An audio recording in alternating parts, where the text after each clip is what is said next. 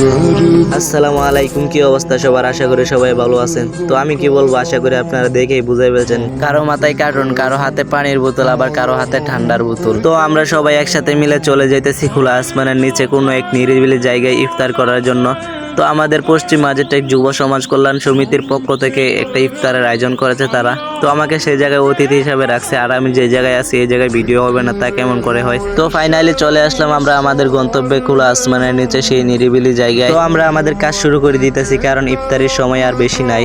তো ফাইনালি আমাদের ইফতার সাজানো শেষ। তো দেখতে কিন্তু অনেকটাই সুন্দর লাগতেছে, খোলা আসমানের নিচে আমরা একসাথে সবাই মিলে ইফতার করতেছি। তো এই মিল মোহাব্বত এবং ভালোবাসাই যেন সবার অন্তরে থাকে সবসময় সারা জীবন। তো আমি আমার পক্ষ থেকে জানাই পশ্চিম মাঝেরটেক যুব সমাজ কল্যাণ সমিতির সবাইকে অনেক অনেক ধন্যবাদ। বিশেষ করে আমার মামা রিয়াজউদ্দিন এবং স্বপন মামাকে অনেক অনেক ধন্যবাদ। তো আমার ভিডিও এই পর্যন্তই শেষ। সবাইকে